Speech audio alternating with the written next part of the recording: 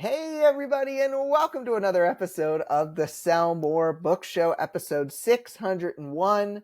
I'm Bryan Cohen from Best Page Forward. I know, and my guest is making a face at 601. It's a lot of episodes. I'm Bryan Cohen from Best Page Forward, joined by Becca Syme from Better Faster Academy and the creator of a new Kickstarter that's coming out this month in October 2025. Becca, I'm so happy to have you here today. Yeah, thanks for having me back. I've been on here. Those of you who watch all those episodes have seen me before. Oh, yeah. And I always enjoy the format of this show. So I'm excited. I feel like it's different. Not the format's not different, but the show's really different every time. Right. So I love it. Right. Well, thank you. I'm so glad you like it. We're actually, we were talking off the air about connecting with intuition and not necessarily doing everything you want to do, but like doing more of what feels right and using your gut. And one of the things we're going to start doing with the show, you'll probably hear this, Becca, before my staff even hears this. But one of the things we're going to do is really put the podcast more front and center. I think we're going to start streaming it live. I think we're going to do more clips from it. Like, this is going to be kind of more of the focus of how I want people to find me, because like we were saying, I just feel like when I'm live and in the moment, it's like easier than trying to post about who am I. Yep. There's a magic. Sometimes I think about live. We were talking about how when you think you know what you want to say, and then you are actually really good at the moment. Like Bryan has a strength that's like present and thinking forward. And you will not know what you want to say. So you're going to be better in the moment because you'll take the opportunity that's presented to you and see where you could go with it. So it's like, just trust that the intuition is there, because it's there. And trust is super scary for various reasons. But I'm excited to lean more into it. And when we were talking about this off the air, you said, this is funny because your new book, the one that you are doing a Kickstarter for, is actually about this. Can you tell me and everyone listening a little bit more about this upcoming book? Yeah, the Dear Writer, You Need to Quit was the original, right? Like back in 2017, 18. And that book was sort of the helpful choice architecture book for authors at the time. And now that the industry is so different, I thought I really need to write some, what are authors struggling with currently, and how do I write some like frameworks of choice architecture around that, to be more helpful. Because clearly, I think we all resonate with the fact that there is so much that we can do and listen to, and so much that we can execute. And so many people have so many things to say about what should work for our books and our marketing and really every part of our lives. And understanding how to listen to all those things and filter correctly and execute effectively, we get really overwhelmed and have a hard time sometimes with making decisions. So my hope is to provide some good guidelines around how to narrow down choices, and then how to take advantage of some things that you may not like. Again, like Bryan, anybody who knows Bryan and has experienced him in the moment knows that he's good at picking up on audience cues and on what people are looking for and what they want to hear in the moment. So it's not a surprise to anybody who knows Bryan that you would get a suggestion to do more lives, because that's a thing that we all could see that you would be good at. It's not a shock to us, but sometimes the things that tell us not to do the thing that we're actually really good at are unhelpful parts of us. And so having somebody who can talk back to those unhelpful parts in a way that's really specific and targeted, is kind of the structure of this book. I'm excited. That I love your stuff. I love your work. I will have you back on the show as many times as you want, because we always have such a great discussion. And I think that, you make such a good point that I know this deep Mm-hmm. down. Everyone who knows me knows this Yep. very surface in a very surface way. And yet there's that gap. There's that gap of, oh, well, the internal critic, the external critics, Yep. because so much of it is, you know, not wanting to get too big because then people will knock you down, sort of thing. I know for Mm-hmm. me, as high significance, as high positivity, it's very difficult for when someone says something negative about me online not to take it personally and not to take it as a sign that I should be smaller. And so those kind of things in my specific case, but I think everybody's got their own cases of, Yeah. this is the thing that's pretty clear to everybody else, but not clear to them because of XYZ reason for them avoiding the thing they could be incredible at. Yep. Yep. Everybody has almost the exact same experience in terms of like, there is something that we're not doing because there's a fear there for some nebulous reason. And actually, you're familiar with your former co-host Claire, who Oh does yes. the Enneagram work. We licensed some of Claire's Enneagram content to be able to write this book and do this Kickstarter. So that is like, we're going to cover some of the fear stuff, and I'm Mm. really excited about what this book could do, and hopeful that people will hear about it and want to check it out. So we'll see. Fingers crossed. Fingers crossed. I will cross them too. Definitely go check out more info about Becca's Kickstarter at betterfasteracademy.com/links. And I forgot the .com, so I'm going to go write that in before I send it to my team. Awesome. So this question of the week from the previous week has a should in it. So, we'll pretend that doesn't exist for the purposes of having you on here, Becca. But I'll say, what could you be delegating that you haven't, and why haven't you handed it off? William Clark said, my future gravesite, I'm a trifle fussy about the neighbors there. Very funny, William. Which actually fits with today's theme a Yeah. little bit, which is really funny. Jamie Pullman Bolo said, besides laundry, I'm still doing my own covers, and while I enjoy the process, it could certainly be done more efficiently and effectively by a professional if I was willing to make the financial leap. Funny story, I was at this retreat. I already told you, Becca, but I was at this retreat run by Amanda Francis, the author of Rich as F. And there was a spa owner who was one of the other members of the mastermind, doing incredibly well, 6 figures a year, etc. She still feels like she has to go in there and do the work. She actually does some of the laundry at her own spa, working in her business instead of on her business. So even when you get to these higher levels, this is still a challenge, is to do that. So the laundry thing, I wanted to point that out there, Jamie. And then Ann Bennett said, I've really let my Amazon ads fly, and it's definitely time to delegate them. The hesitation comes from past experiences I've been disappointed before with cover designers, editors, and even website designers. It makes it hard to trust again. When you've invested money and the results don't match your expectations, you end up holding on to more than you should. But I know I want to grow and sell more books. I'll eventually need to let go and find the right person to take ads off my plate. Becca, I know I could ask you the question for the delegation, but I'd almost rather, not specifically with ads, but in general, Ann's loaded answer here. Can you respond to Ann and anyone else who might be feeling the same thing after disappointments from service providers, etc.?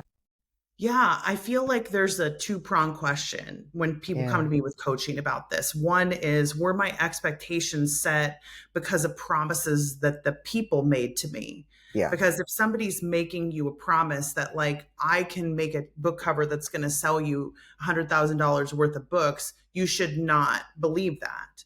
And it's not that they couldn't do that. It's that if that's your expectation, because there's a difference between what I think is a reasonable, like, hey, let's see what happens attitude, versus if I only have $500 to spend and that's the only thing that I can afford to spend on this launch, and then I decide to spend it on a book cover that does not meet my expectations and doesn't make me any money, then I have vested a lot of stakes into that $500 spend, right?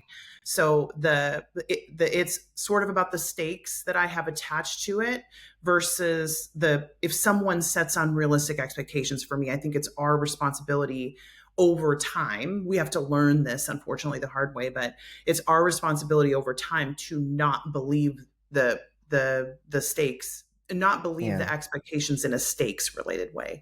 But what I will say is we don't have a choice in this industry to only use people who will do great work for us. We have to take a chance. And so the option sort of becomes, would I rather hold on to everything and continue to do everything myself and also potentially burn out? Or am I willing to learn from my experiences? So is there anything that the past experiences have taught me in terms of, did you learn something that honed, speaking of intuition, that honed your intuition about what to watch for when you're looking at cover design packages? Did you learn something about ads running? I still will never forget this conversation that I had with a really high level author about how she has expectations for her ad running. And I think this is such a good mindset. The question isn't, can they do a better job than I can do? The question is, do I want to do the work? It is, do I have the time and the money to do the work, and do I want to do it? Because ultimately, there may be very little difference between what a good ad runner can do and what a good author can do. But the question still is for me, do I want to spend the time and potentially burn myself out? And the answer may be yes. The answer may be always that there's some things I'm going to do myself because we can't pay for people to do everything. But sometimes our expectations are set in a way that is preventing us from trusting because the stakes are too high. So I just always would want to ask about, what are the stakes that are attached to it? I've never heard a better unintentional ad read for the author ad agency. No, I'm just kidding. I'm just kidding. But we do have availability. So I absolutely agree, and I love that high level author has that opinion, and I hope more high level authors will develop the opinion. Yeah, I mean, I think they will as they start to burn out, right? Like the more people start to burn out trying to do the work, the more they realize that, like, there are some things that I could hire someone to do. The other thing, though, I want to comment about Jamie's about the laundry. Sure.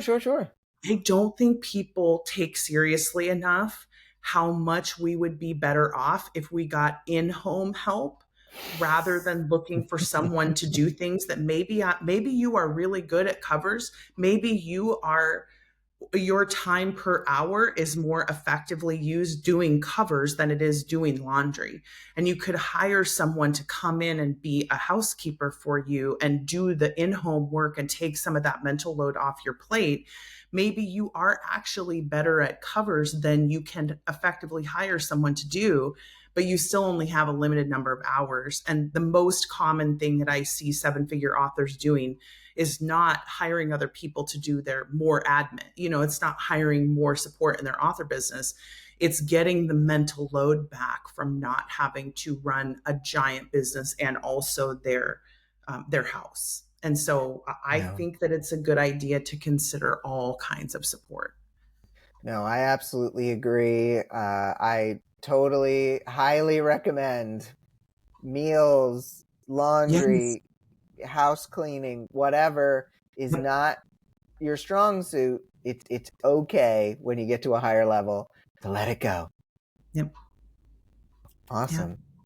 Like we're gonna go into the top story here, and it definitely ties into William's comment earlier here. Let's go into it. If you love something, set up a trust for it. Preparing for the end of your life will better allow your heirs to earn money and have your legacy endure, according to the Sci-Fi Fantasy Writers Association. All too often, the author community hears requests or desperate pleas from the families of authors who passed without leaving behind guidance on what to do with their catalog. And that's just the books. If you die without making your wishes known to the legal system, your estate will go into probate. Quote, this means the government will intervene to determine how to distribute your assets, says SFWA's Brenda W. Clough. But you being dead will get no input into these decisions, end quote.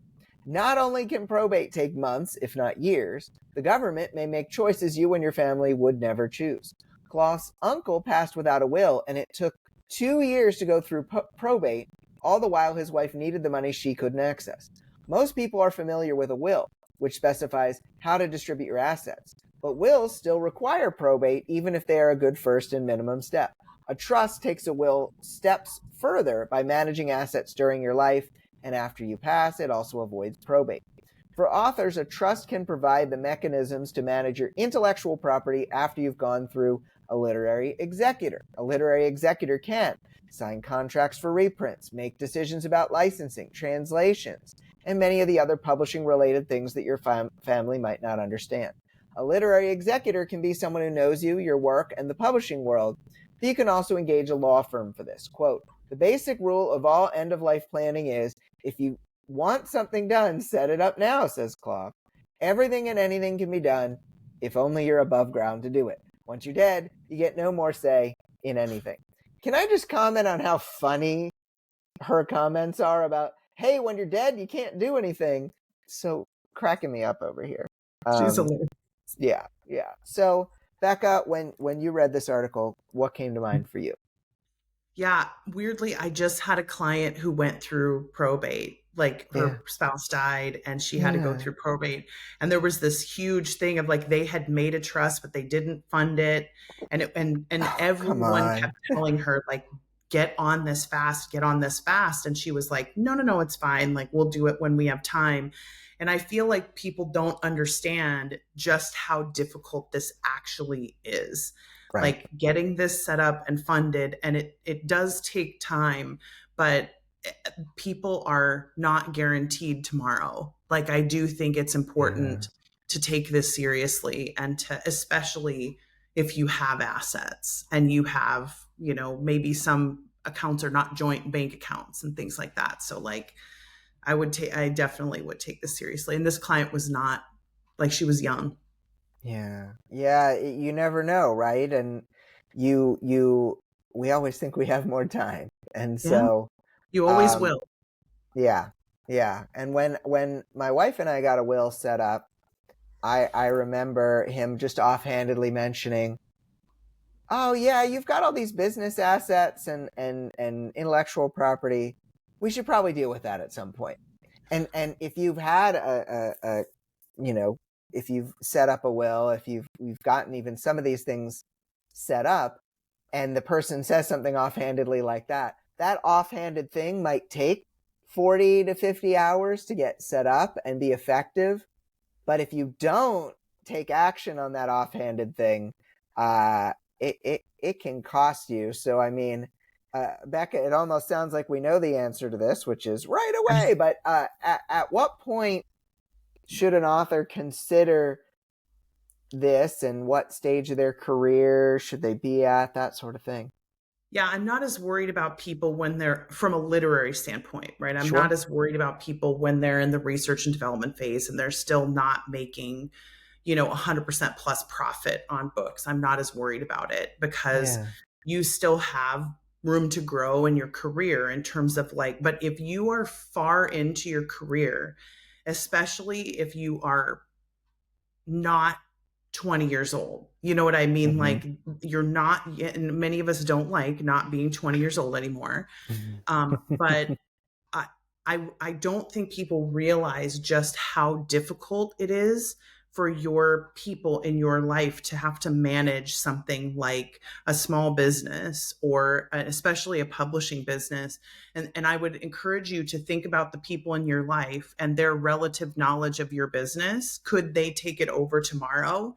If they couldn't, I would definitely look into doing this. And the more books you have and the more money you are making, the more urgently I would say I think you should do this. So this would be, I would do this quickly if it was me. Yeah. No, I think that makes a lot of sense What for about you? sure.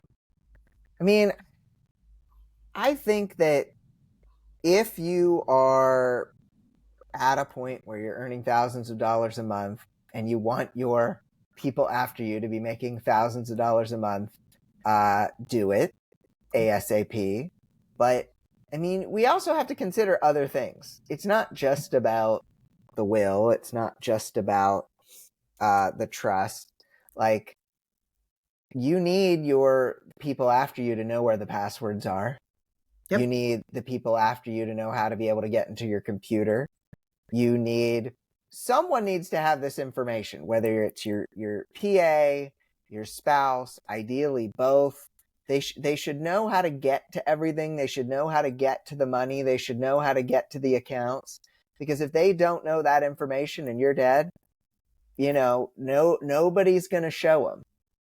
And so it's definitely really helpful to make sure you think several steps ahead to, and it's scary, but to think several steps ahead to, if I'm dead and no one, and these 4 things need to be obtained by my spouse in order to get taken care of, what do I do to make sure that they have all those things, access to all those things? So, we have moved on from the death conversation and we are moving into the lightning round. Becca, it's everybody's favorite moment of the Sell More Book Show, which I've actually never had anyone comment on, positive or negative. Hilarious. Oh, you mean like people who listen? They haven't commented. No one has said, I like this, Bryan, or I dislike this. Probably at this point, they're just conditioned. Becca, we need a lightning sound to get us into the lightning round. Kapow. Kapow. That was good. It was real chill. It was a real chill lightning, which I like the best. Like Lightning McQueen from Cars. Definitely. But he seemed like in his retirement years, he's like really chilling. It's after Cars 3. I've definitely seen all of them. So, Becca, after all this time, what do authors still need to quit? Oh, wow, Bryan. So many things. I mean, so just to prepare everybody, there were 18 chapters in the first quit book. There are 54 chapters in the new quit book. So I guess they need to quit 3 times as many things. 3 times as many things. If I had to pick just one thing, like that all authors need to quit, I would quit watching everything. Like, I would just quit. I would start practicing the joy of missing out actively. And I would cut down on the number of newsletters that you subscribe to, cut down on the number of channels that you watch, cut down to like the places that feel really helpful and sustainable for you. And know that, and I do think this is really important, know that if there is good information, you will hear it somewhere. You don't have to listen everywhere to hear good information. Just know that you will hear it somewhere, and that it's okay to cut down on what you're taking in, because so many people are experiencing this level of choice fatigue that is almost paralyzing for some of us. And it's the reason why we see an upsurge in coaching around uncertainty, is that people just don't know what choice to make. They don't know what to do. And I don't think they realize that so often the source of the choice fatigue is the amount of input that we're taking in, and not actually the uncertainty around us. It really is that it's the whole consumer science peanut butter thing. If you have 24 types of peanut butter, you won't get peanut butter. And if you have 4, you will probably get peanut butter, because it's easier to choose between 4 things. That makes total sense. I think that I've definitely seen more of my coaching students that come to me just say, there's 50 things. What on earth do I do? So you're absolutely right. All right. I'm ready for your question. Okay. My question is, What is something you've seen successful authors quit that has helped them to be happier and or more successful? So I think that this is really similar to your answer, but just with a different focus. I have seen successful authors quit doing 7 different types of marketing and focusing on 1 or 2 types of marketing. Usually it is something that they're good at, that they can just keep honing and not get distracted by the other stuff. Sometimes it is just something that they enjoy doing and they're connected with. And sometimes it's one of each. Ideally, and this is where we get our super successful authors, it is one and the same, something that they are good at, that they also love, so that they focus so much more time on it. I have so many authors that have come to me and said, I need to figure out these 4 different things. And I say, what if you didn't? And then they go off and just do the one thing and it works and everybody's happy. And so, in addition to cutting down on your sources of input, like Becca suggests, cut down on your actions that you need to take on a regular basis to sell your books. Yep. Yep. Yep. A lot of yips this episode. I love it. Yeah. I love it. Yeah. So, Becca, Mm-hmm. I love that we are a part of this podcast tour stop game. Do you feel like fiction or nonfiction authors could benefit from such a marketing practice where they say, here's all the places or things you can see me on? Yeah, I think so. I think if you have a really invested following, like a group of people who really want to hear what you have to say, which could be either fiction or non. I don't think that it's either or. But if you have a particular type of platform that responds to you as a person, it's so much easier to do your marketing surrounding yourself, like to make you sort of the focus of the marketing. And this is not for everybody, obviously. Like, this is definitely for people because you have to love it. I'm doing 18 different individual podcast events between all the different lives and all the different recordings and everything over the course of 3 weeks. So it is a lot of on camera time. It's a lot. I have to be different in every podcast, right? So like you have to really, to go back to Bryan's advice, which I 100% co-sign, you have to really agree with or not agree with. I'm agreeing with Bryan. You have to really enjoy and be good at doing this particular type of thing in order to do it. But what I love about it is it feels like going through a neighborhood and seeing all of my friends. Because, like, yes, on one hand, like all of the people that I'm podcasting, guesting on, I know all of them. And I like all of them. So I kind of get to hang out with them for a little bit. But I also view it in that way. Like, I don't view this as something that is marketing my book. I view this as spending some time hanging out, chatting with people. We'll probably say some helpful stuff. We'll probably have some laughs, right? It doesn't feel so oppressive. But what it does with the community is like we handmade friendship bracelets for people. And it's so funny that the Taylor Swift stuff, right, is like really big into friendship bracelets, which was not intentional. I just like to be able to have things that have sayings on them. So like we have all of the little Becca sayings like Loki is in charge and question the premise and like all of these different things, but we handmade these and we're using them as prizes on the tour stops. So like the 2 episodes that I'm doing with Bryan will have an opportunity to get a prize that is one of the sayings on these and it's like it's a fun, exciting thing.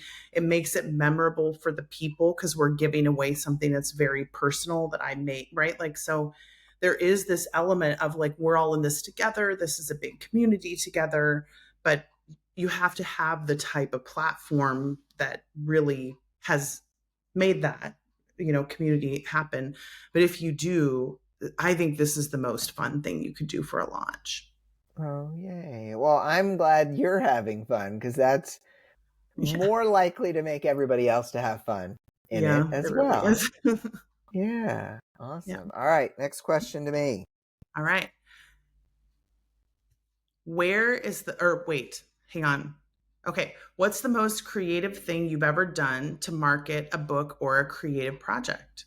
So two different directions I want to go in here. One, I think I always think about when I think about marketing, I think about my college theater days. And I think about how I had this play that I was putting on in this old dusty theater. And it's kind of like the second tier theater. It's bigger, but it's the old. They even called it Old Playmakers Theater. So you know that it's old, and we actually had to clean it all up. And there was apparently a curtain smoldering in the basement, all sorts of stuff that we had to get out of this creepy, haunted old building before the show. And the best thing I could do, because this play was a little bit explicit, was go to the director of the theater department and say, hey, can you approve nudity in this kind of nudity focused play? And I was surprised. He actually said yes. And so we were able to put on everything 18 plus only because of nudity. And lo and behold, we sold out and it's free, so whatever. But we sold out 4 out of 6 of these shows in a 200 plus seat thing because, hey, you know this thing everybody likes? Because everyone on a college campus is 18 and up anyway. Know your audience. Know your audience, and then make sure that there's a way to actually deliver it. But the second thing I think about is what you're doing with this tour stop thing is getting, kind of borrowing the audiences of multiple people at the same time. I think a lot of authors will do a takeover or will have someone post on their behalf. And it's very one-to-one. I'm a big one-to-many fan. I love when multiple affiliate partners are promoting my thing at the same time instead of just oh, I'll do this. It's very time for money, which is not very efficient. And so it's well, let's get everything funneled in here. And if I can make it beneficial for the people involved, then it ends up being a positive for everyone. And so I think let people know that your thing has the thing that they want. And number 2, which obviously in 2004 was a certain thing for college campus, but also be open to asking multiple people for help. You can certainly reciprocal that at some point, but asking multiple people for help is perfectly fine. Scary for some of us, but really good. Yeah. Good idea. Yeah. Even though I'm a talkative person, it's scary for me too. So. Me too. Yeah. Me too. I had to be talked into sending the email to everybody. I had to follow up on yours because you didn't reply to my original follow-up. Yeah. I mean, it's hard, right? Yeah. Yeah. It is definitely hard. So last question of the lightning round, then we'll come up with a question of the week. Becca, what is something you've quit that made a big change in your career? Yeah, I quit paying attention to the bottom line. I just quit paying attention. And because I think I would spend so much time worrying about and we used the word trust before, right? I think that's a really big theme for me in these years is I trust that what I do is helpful and I trust that what I do is beneficial. And if there's going to be a place for it, there's going to be a place for it. And if there isn't, there isn't. And I'm going to do my best to talk about it in a way that lets people know what's happening. But it was so stressful for me to try to be in the how can we make more money? It was just so stressful for me to be in that space. And I am not a person who handles stress well when there's multiple different stress, stressors happening at the same time. And I had to just decide whatever happens, I will roll with it. And I'm not gonna try to do something that is so stressful for me that's not bringing me any joy. It didn't make me happy at all. And the release of that stress has been insane. Just the lack of, I just can't even describe it. It's like the freedom of allowing myself to be in that place. It is scary to do. I'm not saying it's not scary, but Yeah. it's one of the reasons that I have enjoyed doing Enneagram work so much. I have 2 different Enneagram coaches now, and it really has been working on the fear that was keeping me from releasing some of these things that has been the biggest game changer ever. Just and it has not yielded negative consequences. You know what I mean? It's not like suddenly I made $0. It's like Right. nothing has changed, right? Like Yeah. it's, so I just have stopped worrying about it, and it's kind of wild. That's amazing. I'm so glad to hear that. Yeah. And yay for Enneagram, yay Yeah, Claire. yay for Enneagram, yay for Claire. Awesome. We need a question of the week. I would love to kind of just leave this up to you, Becca, something related to what you're working on that you want to ask these listeners. Yeah. What is the intuitive thing that you want to do and you won't let yourself do? Like, what's the thing that you think you should be doing, that your insides tell you, your intuition tells you, but you keep thinking you shouldn't do it because either somebody else told you shouldn't, or because you don't see it widely practiced in the industry? Like, what's the intuitive thing you won't let yourself do? I love that. Not just because I'm working on that very much myself, but love that. What's the intuitive thing that you want to do but you won't let yourself do? You can answer that question of the week over at the Sell More Book Show After Party Facebook group or at sellmorebookshow.com. Becca has a new Kickstarter at betterfasteracademy.com/links. Everyone should back it. Because you want to do better and you want to be happier and you want to be healthier. I'd say those are all good reasons to back Becca's Kickstarter. So hello to all of our tour stoppies. I hope you all win these prizes. But thank you so much for being on the show this week, Becca. Yeah, thanks for having me. I always enjoy doing this, and I asked to be on here, so I have to say thank you for letting me come on and do the show. Yeah, you're so welcome. It's always a joy. All right, folks. Well, Becca will be back next week, so tour stoppies, you get the double dose. I am excited to chat with you even more. So for Becca, I'm Bryan. Have a great week of book selling, everybody, and we'll be back for episode 602. Bye.